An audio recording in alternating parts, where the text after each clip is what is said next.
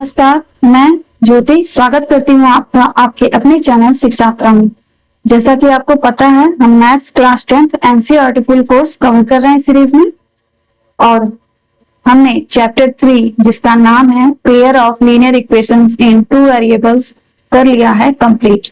ठीक है, तो कंप्लीट करने के बाद हम क्या करते हैं, हम उस पर बेस्ड क्वेश्चन को सॉल्व करके प्रैक्टिस करते हैं। ठीक है, और कोई ऐसे वैसे क्वेश्चन नहीं सॉल्व करते हैं, हम मोस्ट इंपॉर्टेंट क्वेश्चन को सॉल्व करते हैं, या तो जो एग्जाम में आ चुके होते हैं या तो आने की दृष्टि से बहुत ही ज्यादा महत्वपूर्ण होते हैं। ठीक है, चलो एक बार एक नजर देख लेते हैं कि चैप्टर 3 में हम लोगों ने क्या क्या पढ़ लिया। ठीक है, इंट्रोडक्शन हो गया है हमारा, graphical method of solution of a pair of linear equations हो गया है, जिसमें हम लोगों ने पेयर ऑफ लीनियर इक्वेशंस को ग्राफ पर प्लॉट किया था। ओके, थर्ड है आपका topic algebraic method of solution of pair of linear equations. ठीक है, algebraic method means by calculation. ठीक है, कॉपी पेंसिल, ग्राफ इसमें यूज नहीं होता है। सॉरी, हाँ, जिसको सॉल्व करने के दो मेथड थे, पहला सब्स्टिट्यूशन मेथड एंड दूसरा एलिमिनेशन मेथड। ठीक है, दोनों मेथड को हमने वन बाय वन सीखा है, समझा है, और उस पर क्वेश्चन भी किया है एक्सरसाइज में। ओके, उसके बाद समरी में सारे चैप्टर में हम लोगों ने क्या सीखा वो हो जाता है आपका समरी। ठीक, तो ये सब बातें हम लोगों ने कर ली है पहले ही खत्म। अब कुछ क्वेश्चन मैंने इसके पहले वाले लेक्चर में भी कराया है, अगर आपने वो मिस कर दिया हो तो उसे जरूर देख लेना एक बार। ठीक है,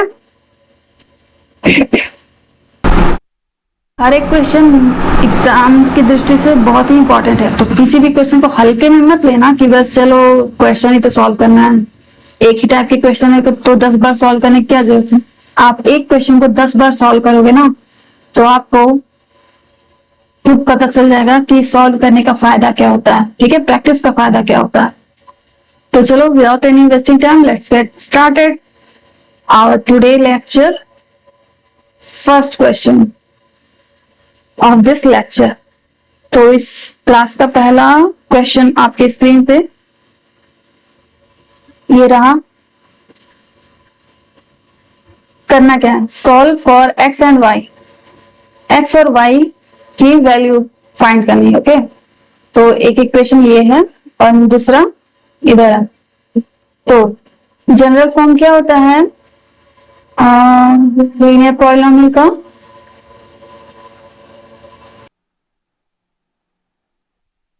क्या होता है, यहाँ हम पॉलिनोमियल की बात नहीं करेंगे, यहाँ हम लीनियर इक्वेशंस इन टू वेरिएबल्स की बात करेंगे। तो उसका जनरल फॉर्म क्या होता है, ax plus b y plus c is equal to 0। दो वेरिएबल कौन कौन से, x एंड y।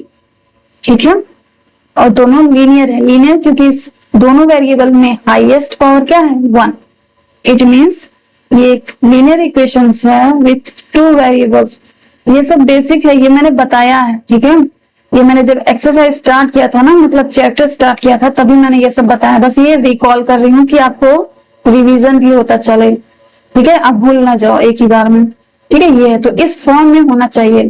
तो जो कि अभी अपॉन के फॉर्म में ना, फ्रैक्शन के फॉर्म में है, तो थोड़ा सा कॉम्प्लिकेटेड होगा सॉल्व करना, इसलिए इसको चलो अच्छे से लिखते हैं, फॉर्म में इसको लाते हैं।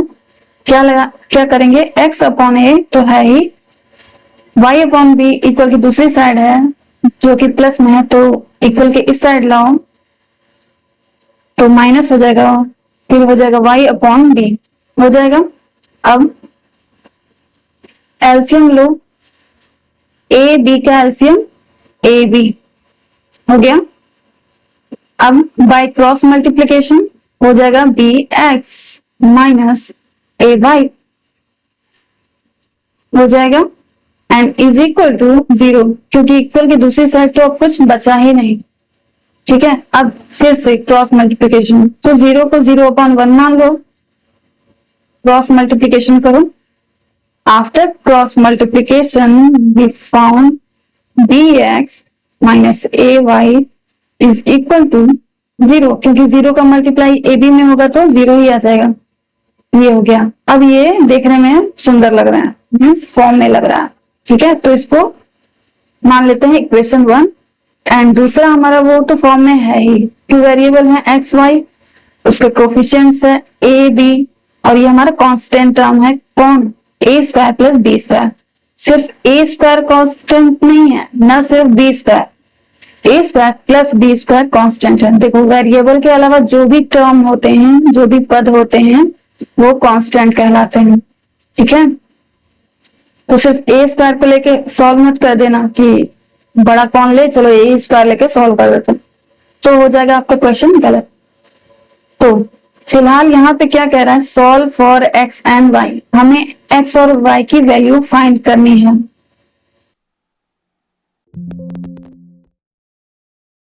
सॉल्व करके हम एक्स और वाई की वैल्यू लाएंगे। तो देखो इसमें कहीं क्या मेंशन किया हुआ है कि बाय ग्राफिकल मेथड, मेंशन किया है नहीं, या बाय एलिमिनेशन मेथड, नो, या बाय सब्स्टिट्यूशन मेथड, ऐसा कुछ लिखा है नहीं, क्वेश्चन में ऐसा कुछ नहीं दिया। इसका मतलब अब ये टोटली हमारे ऊपर है, हम इसको जैसे सॉल्व कर सकते हैं कर सकते हैं, मीन्स कोई भी मेथड अप्लाई कर सकते हैं अगर क्वेश्चन में मेंशन नहीं है तो, ठीक है। अगर लेकिन अगर क्वेश्चन में लिखा होता बाय ग्राफिकल मेथड ही आपको फाइंड करनी है एक्स वाई की वैल्यू, तो वही मेथड अप्लाई करते हैं, या बाय एलिमिनेशन या बाय सब्स्टिट्यूशन। अगर मेंशन कर दिया है कि इस मेथड से आपको फाइंड करना है, मतलब आपको उसी मेथड से फाइंड करना है।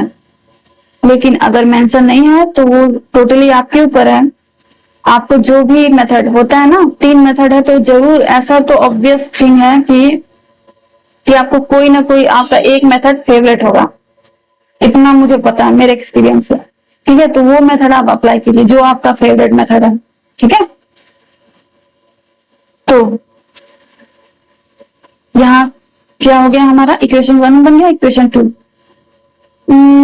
फिर हम क्या कर सकते हैं, देखो अगर बाय एलिमिनेशन करेंगे तो हम बाय एलिमिनेशन में क्या करते हैं, कोफिशिएंट ऑफ एक्स या वाई को इक्वल करते हैं। कोफिशिएंट इसमें एक्स का क्या है, बी है, इसमें ए है, तो अलग अलग है। वाई का भी सेम वही है कि वाई का यहाँ कोफिशिएंट ए है और यहाँ बी है, तो हमें मल्टीप्लाई करना पड़ेगा, तो ए बी से मल्टीप्लाई करना पड़ेगा, ठीक है। तो जो कि थोड़ा सा लेंदी प्रोसेस होगा, तो इसलिए मैं चूज कर रही हूं सब्स्टिट्यूशन मेथड, क्योंकि वो थोड़ा इजी टू यूज है। कैसे, अभी देख लो, अभी पता चल जाएगा आपको। एक बार इसी क्वेश्चन को एक पेज पर बाय एलिमिनेशन से सॉल्व करना, फिर इसी क्वेश्चन को बाय सब्स्टिट्यूशन मेथड से सॉल्व करना, और देखना किसमें पेज ज्यादा लग रहा है, ठीक है। किसमें पेज ज्यादा लग रहा है, स्पेस ज्यादा लग रहा है, किसमें टाइम ज्यादा लग रहा है। तो आप यही पाओगे कि बाय एलिमिनेशन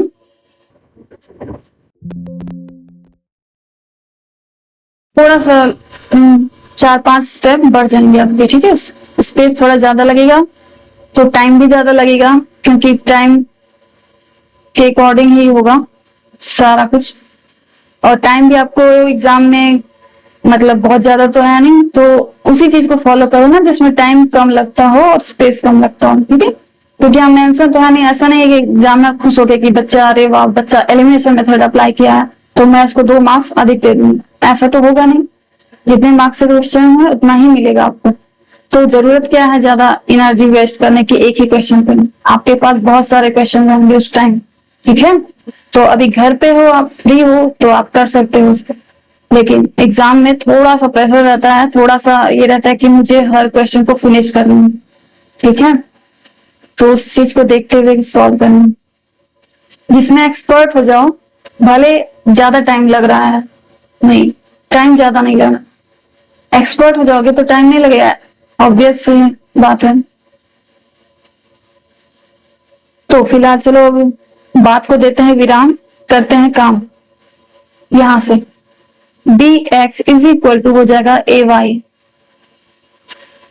हो जाएगा यहां से x इज इक्वल टू क्या हो जाएगा, a अपॉन बी वाई, हो जाएगा कि नहीं, ये x की वैल्यू आ गई, अब ये इसी x का मान हम इक्वेशन 2 में कर देंगे क्या, पुट। लिख भी सकते हो, putting the value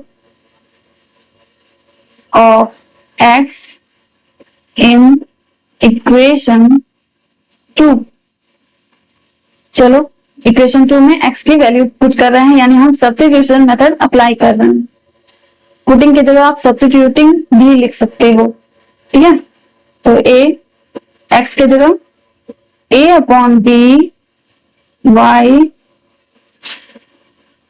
plus b y is equal to a square plus b square हो गया।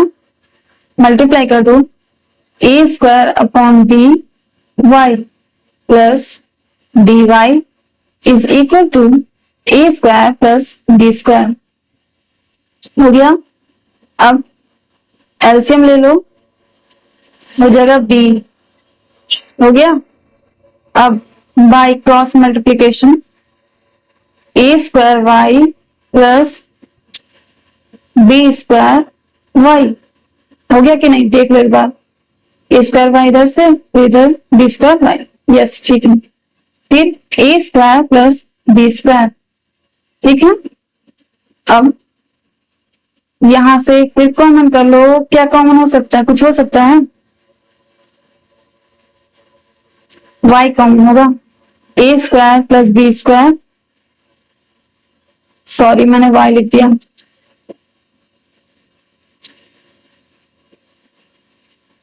y कर लिया कॉमन, ओके।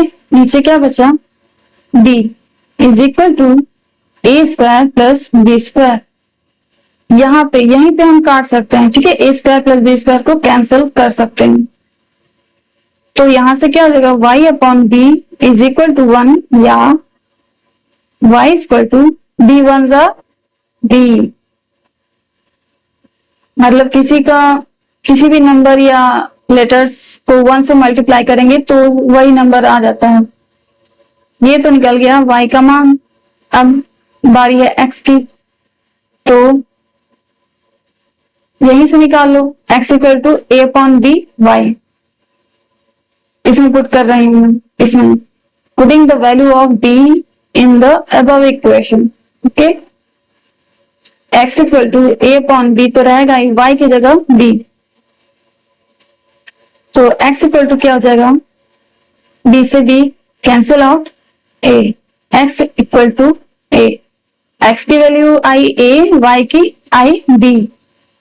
तो हमसे यही कह रहा था कि x और y का मान ज्ञात कीजिए, तो हमने ज्ञात कर दिया और बता दिया कि x की वैल्यू आएगी a, y की b आएगी। इसी के साथ ही आपका क्वेश्चन नंबर 1 तो होता है कंप्लीट। अब चलो next question, question number 2।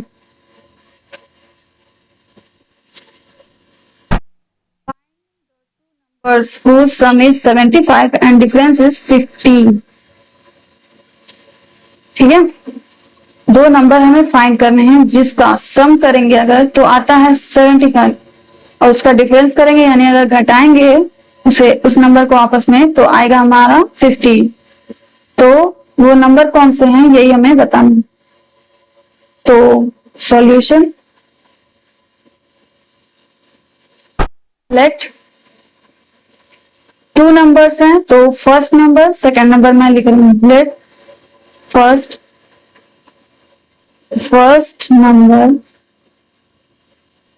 Is equal to x and second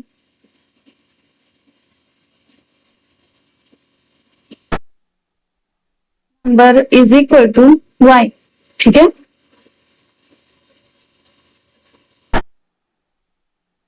पहला नंबर x है, दूसरा y है। तो अकॉर्डिंग टू द क्वेश्चन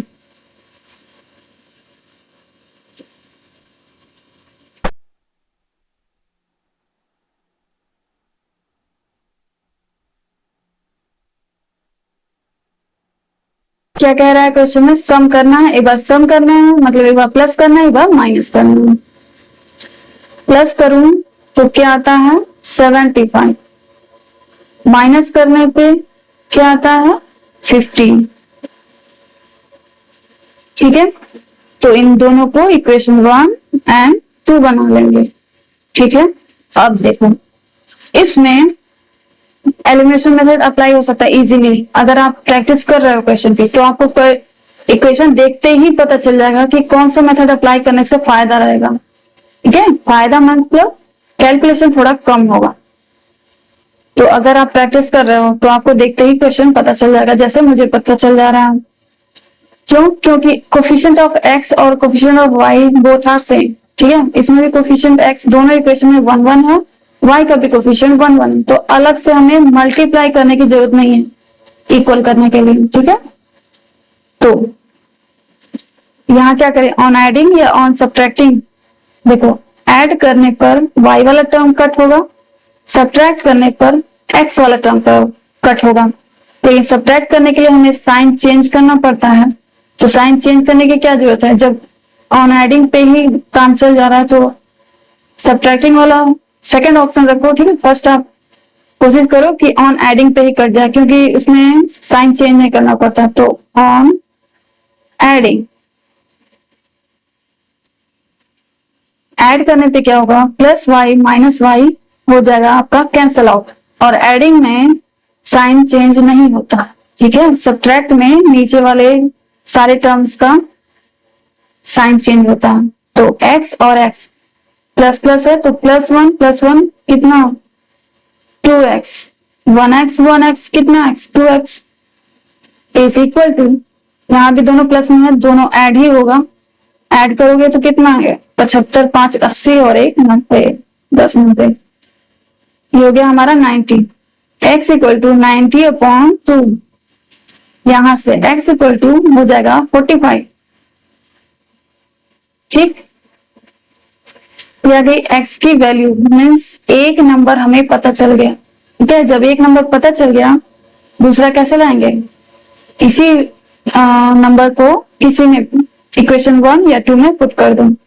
तो किसमें फायदा रहेगा, 2 वाला थोड़ा सा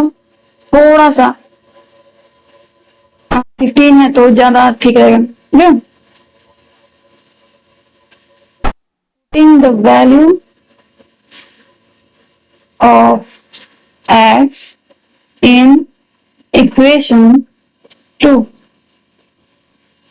चलो 2 में पुट करो, 45 minus y is equal to 15, यहां से हो जाएगा आपका minus y is equal to 15 minus 45। 45 उधर प्लस में था, इधर आया तो माइनस में। अब उसके बाद minus y is equal to, घटाओ 45 में से 5 गया 40, 40 में से और 10 घटा दो तो हो जाएगा 30। साइन लेकिन माइनस का रहेगा क्योंकि 45 बड़ा है, तो minus y is equal to minus 30, या दोनों तरफ से minus minus cancel, y is equal to 30। तो एक नंबर हमारा आया 45 और दूसरा नंबर आया 30। अगर यकीन नहीं है तो एक बार यकीन कर लो, चेकिंग कर लो, यहाँ पे रफ में कर लेना। ठीक है, एक बार, क्योंकि जब इतना सारा कैलकुलेशन करने के बाद भी अगर एक्स वाई की वैल्यू गलत है तो वो अच्छी बात नहीं है। देखो सम क्या कर रहा है, 75 आना चाहिए दोनों का। हम लोग का 45 और 30 आया, इन दोनों का सम करो और एक बार माइनस करना है, प्लस करने पे आएगा 75, माइनस करने पे आएगा 15। इट मीन्स कि हमने जो इतनी मेहनत की है वो बिल्कुल सही है। ठीक है, एक्स और वाई की वैल्यू बिल्कुल सही है क्योंकि वो क्वेश्चन को सेटिस्फाइड कर रहा है। मतलब जोड़ने पे 75 आ रहा है जैसा कि क्वेश्चन में दिया हुआ था, और घटाने पे 15 आ रहा है जैसा कि क्वेश्चन में दिया हुआ था। तो ठीक है, इसके साथ ही क्वेश्चन नंबर 2 फिनिश होता है। Move to another question. देखो ये है अपना question number 3। Find the value of, देखो यहाँ alpha, find the value of alpha and beta for which the following pair of linear equations has infinite number of solution.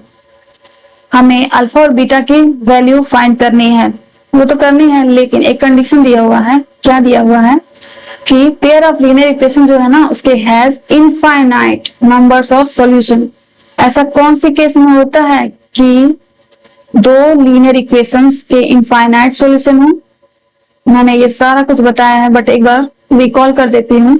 जब a1 upon a2 is equal to b1 upon b2 is equal to c1 upon c2 हो तो इस case में क्या होती है? Infinite number of solution.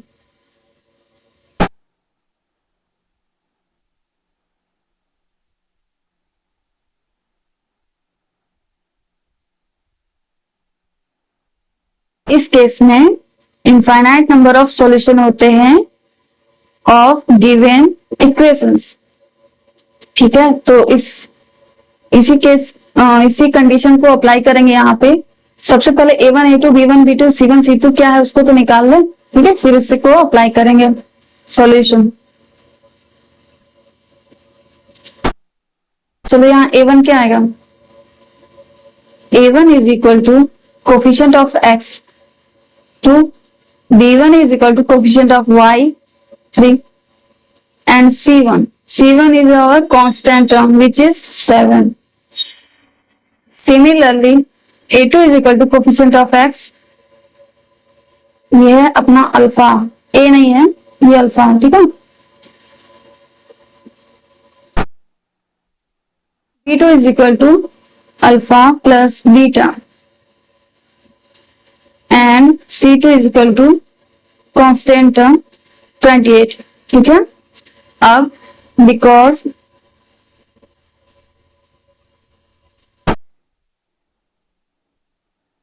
it has infinite number of solution,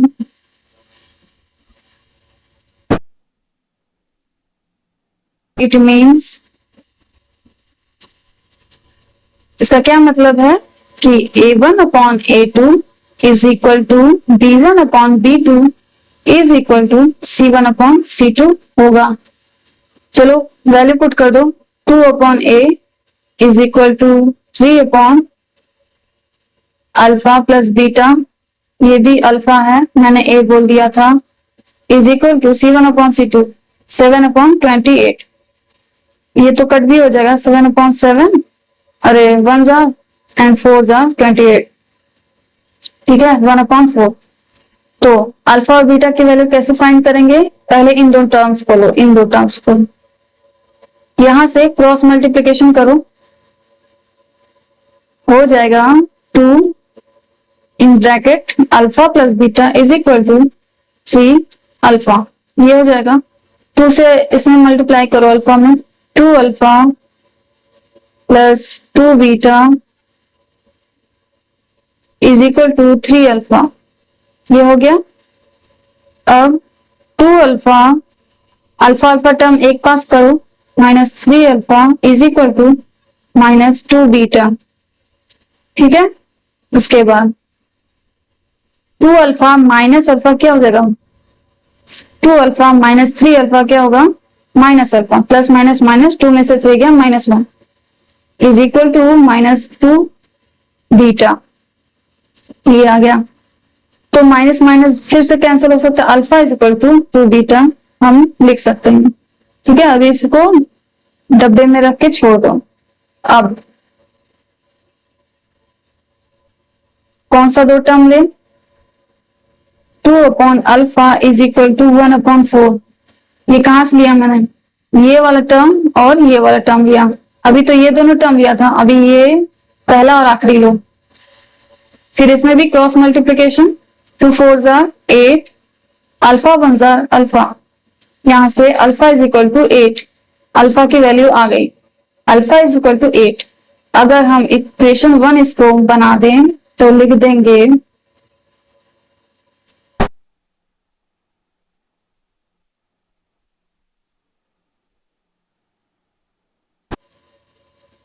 तो यहां हम लिख सकते हैं फ्रॉम इक्वेशन 1, इक्वेशन 1 से क्या हो जाएगा? Alpha is equal to 2 beta है, अल्फा की वैल्यू आ गई 8, इज इक्वल टू 2 बीटा, यहां से बीटा इज इक्वल टू क्या आ जाएगा 8/2, तो बीटा इज इक्वल टू 2 से कट करो, 2 4 जार 8, तो बीटा की वैल्यू आ गई 4। और हमसे यही कह रहा था कि अल्फा और बीटा की वैल्यू फाइंड कीजिए जब ये वाला कंडीशन दिया हो। तो इस कंडीशन को अप्लाई करते हुए, उसको फॉलो करते हुए हमने अल्फा और बीटा की वैल्यू निकाल ली। अल्फा का मान आया 8, बीटा की वैल्यू आई 4। तो इस क्लास में हम रखते हैं इतना ही, ठीक है। इस क्लास में हम रखते हैं इतना ही। तो समरी ऑफ द क्लास, आज की क्लास में हम लोगों ने क्या क्या किया है। In today's lecture we have done 3 questions.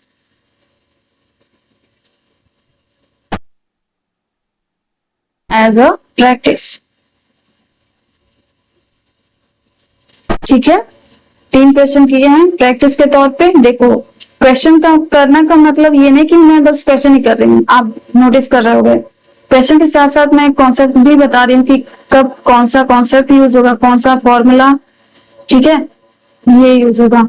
तो आप भी ये ध्यान रखना, और ये ध्यान तभी आप रख पाओगे जब आप प्रैक्टिस करोगे। प्रैक्टिस प्रैक्टिस और सिर्फ प्रैक्टिस। प्रैक्टिस करते करते ही आपको पता चल जाएगा कि हम कौन सा मेथड अप्लाई करें, एलिमिनेशन या सब्स्टिट्यूशन। देखो फायदा किसमें है, एलिमिनेशन में कोफिशिएंट सेम करना पड़ेगा। अगर ऑलरेडी कोफिशिएंट सेम है एक्स वाई का, तो आपको एलिमिनेशन अप्लाई करना चाहिए।